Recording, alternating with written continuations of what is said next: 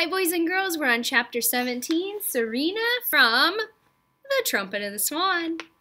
During the next 10 weeks, Lewis got rich. He went every evening, except Sundays, to the nightclub and played his trumpet for the customers.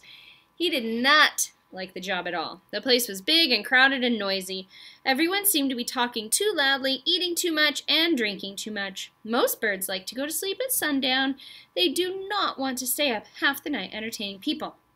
But Lewis was a musician, and musicians can't choose their working hours. They must work when their employer wants them to. Every Saturday night, Lewis collected his pay, $500.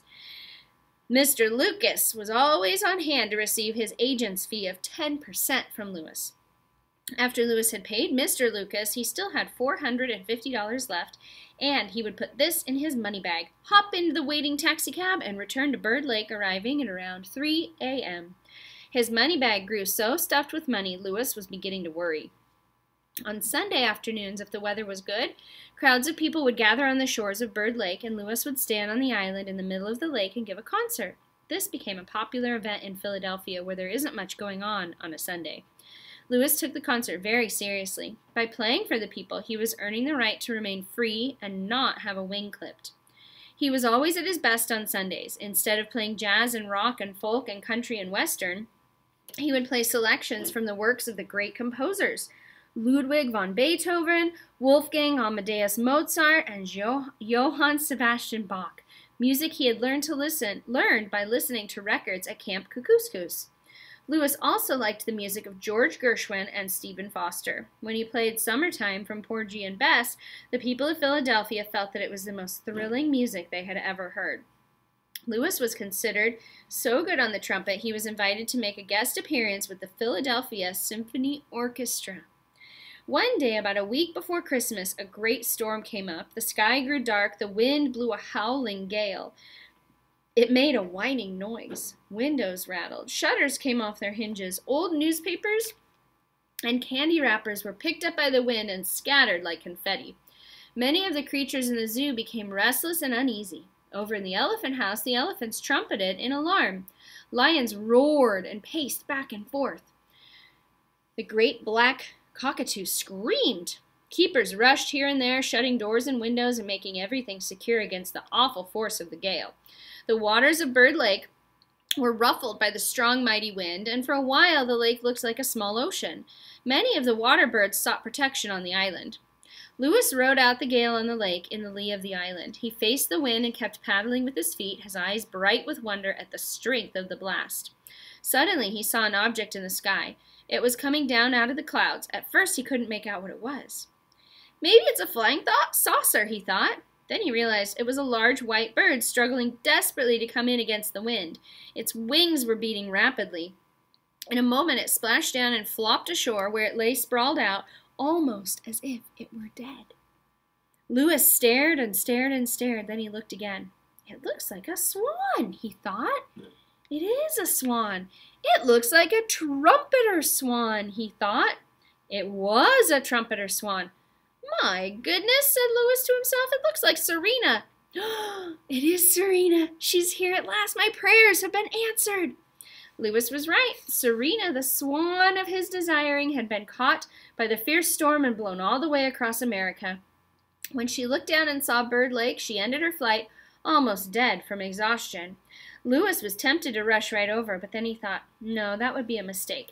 She is in no condition at the moment to perceive the depth of my affection and the extent of my love. She is too pooped. I will wait. I will bide my time. I will give her a chance to recover. Then I will renew our acquaintance and make myself known. Here's a picture of her. And the water. See the waves from the water on the island. Lewis did not go to his job that night. The weather was too bad. All night he stayed awake, keeping watch at a slight distance from his beloved. When morning came, the wind subsided, the skies cleared, the lake grew calm, the storm was over. Serena stirred and woke. She was still exhausted and very mussy. Lewis stayed away from her. I'll just wait, he thought. When in love, one must take risks. But I'm not going to risk everything with a bird who is too tired to see straight. I won't hurry, and I won't worry. Back home on Upper Red Rock Lake, I was without a voice. She ignored me because I could not tell her of my love. Now, thanks to my brave father, I have my trumpet.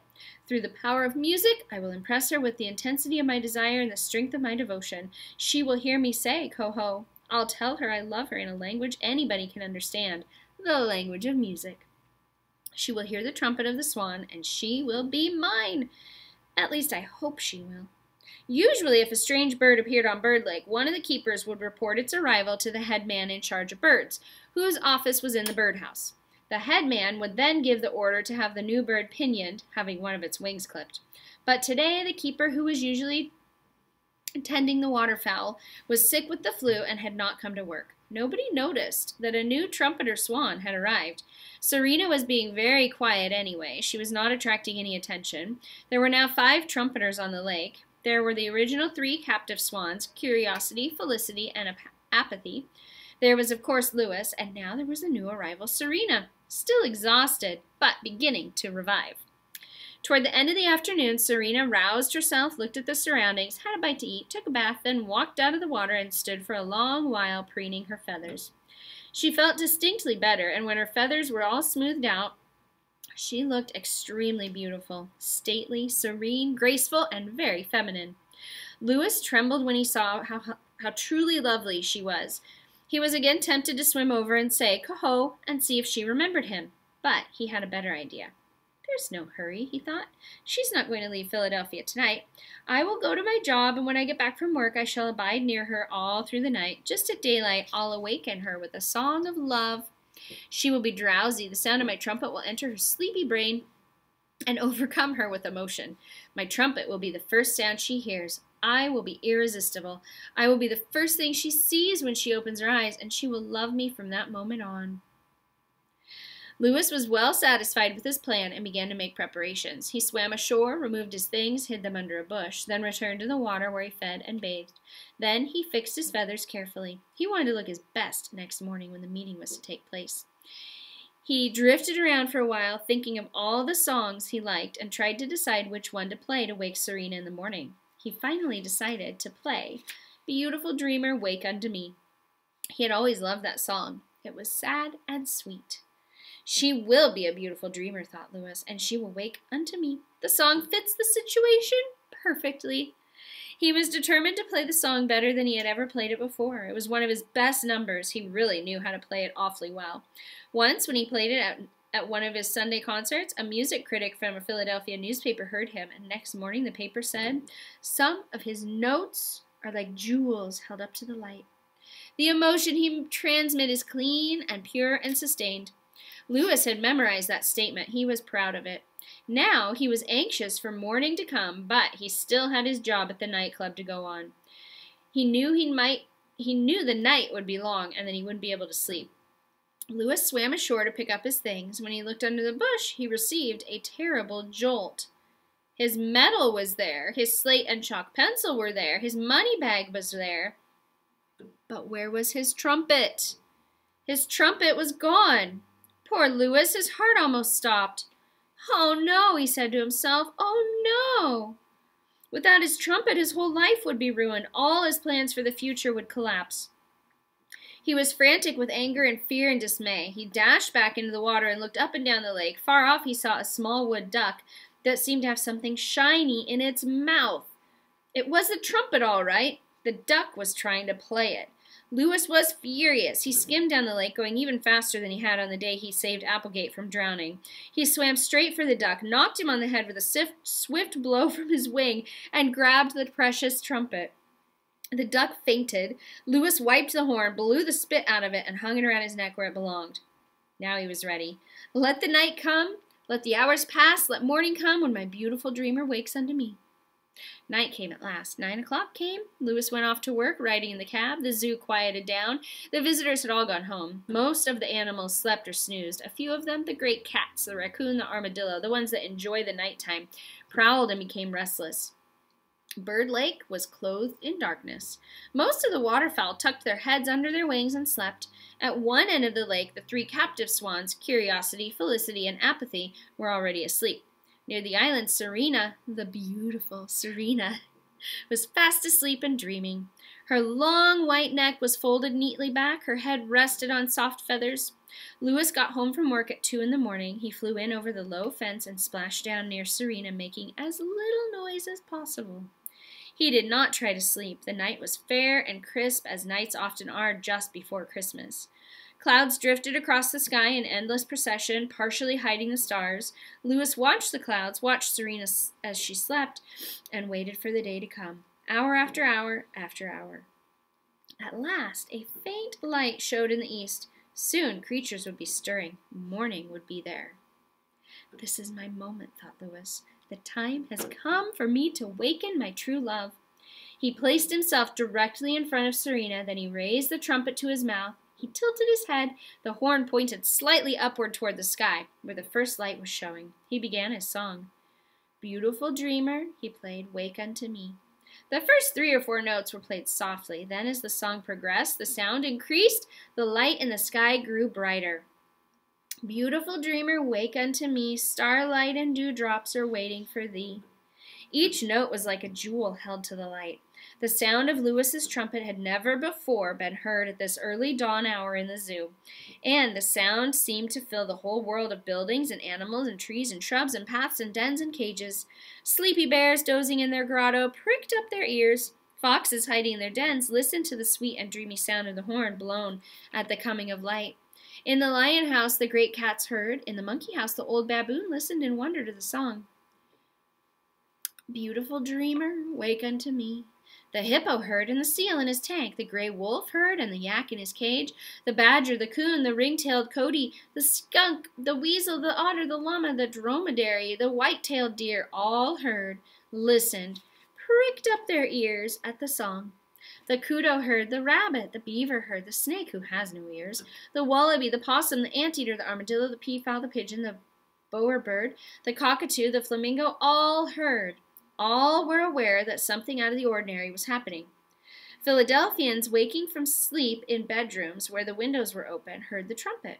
Not one person who heard the song realized that this was the moment of triumph for a young swan who had a speech defect and had conquered it. Louis was not thinking about his large, unseen audience of animals and people. His mind was not on bears and buffaloes and cassowaries and lizards and hawks and owls and people in bedrooms. His mind was on Serena, the swan of his choice, the beautiful dreamer. He played for her and her alone.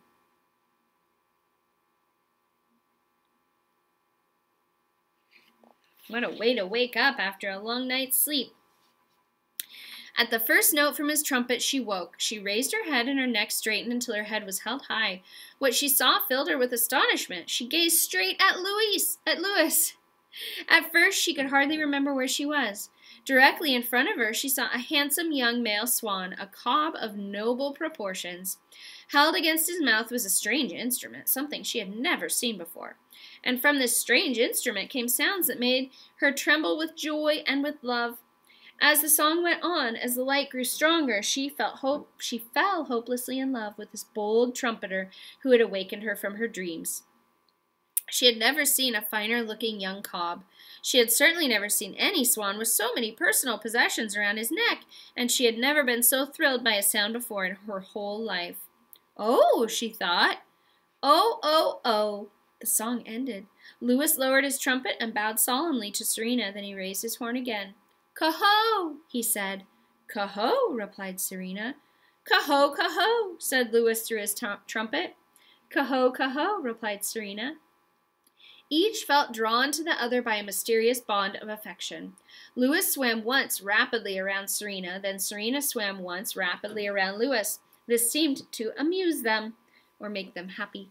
Louis dipped his neck and pumped it back and forth. Serena dipped her neck and pumped it back and forth. Louis splashed a little water in the air. Serena splashed a little water in the air. It was like a game. It was love at long last for Louis. It was love at first sight for Serena. Then Louis decided to show off. I'll play her my own composition, he thought, the one I made up for her last summer at camp. Again he raised his trumpet. The notes were clear and pure. They filled the zoo with beauty. If Serena had been in any doubt before, she no longer was. She succumbed completely to this charmer, this handsome musician, this rich and talented Swan. Louis knew that his plan had succeeded. His beautiful dreamer had waked, and she had waked unto him. Never again would they be parted. All the rest of their lives they'd be together. Thoughts of small, quiet lakes in the woods where canebrakes grew and blackbirds sang filled Louis's mind. Thoughts of springtime and nesting and little cygnets. Oh, ever in the greening spring. Louis had been told once by his father what happened to deep-sea divers when they go far, far down into the ocean. At great depths, where the pressure is great and the watery world is strange and mysterious, divers sometimes experience what they call the rapture of the deep. They feel so completely peaceful and enchanted, they never want to return to the surface. Louis's father had warned him about this. Always remember, when you dive deep, he had said, that this feeling of rapture can lead you to your death. No matter how wonderful you feel down there deep in the water, don't ever forget to return to the surface where you can breathe again. Looking at Serena, Louis thought to himself, I think love is like the rapture of the deep. I feel so good I just want to stay right where I am. I'm experiencing this even though I'm right on the top of the water. I've never felt so happy, so peaceful, so excited, so ambitious. If love is like this on a cold day in December in the Philadelphia Zoo, imagine what it's going to be like in spring on a remote lake in Canada. These were Louis's secret thoughts. He was the happiest bird alive. He was a real trumpeter swan at last. His defect of being without a voice had at last been overcome. He felt very grateful to his father. Cautiously, he placed his head across Serena's long, beautiful white neck. It seemed a very daring thing to do, but she seemed to like it. Then he backed away. Serena swam toward him. Cautiously, she placed her head across his neck. It rested there for a moment, then she swam away. What a daring thing, she thought, but he seems to like it. How pleasing to know that I have found an acceptable mate, a cob I can love and respect. A cob that appears to be not only musical but also quite wealthy. Look at all those things, said Serena to herself. Her eyes feasted on the trumpet, the slate, the chalk pencil, the money bag, the life-saving medal. What a happy cob, she thought. What a dressy fellow. They swam off together toward the other end of the lake where they could be alone. Then Louis, who was short on sleep, dozed off while Serena ate her breakfast and fixed herself up. Next time we'll be on Chapter 18, titled Freedom.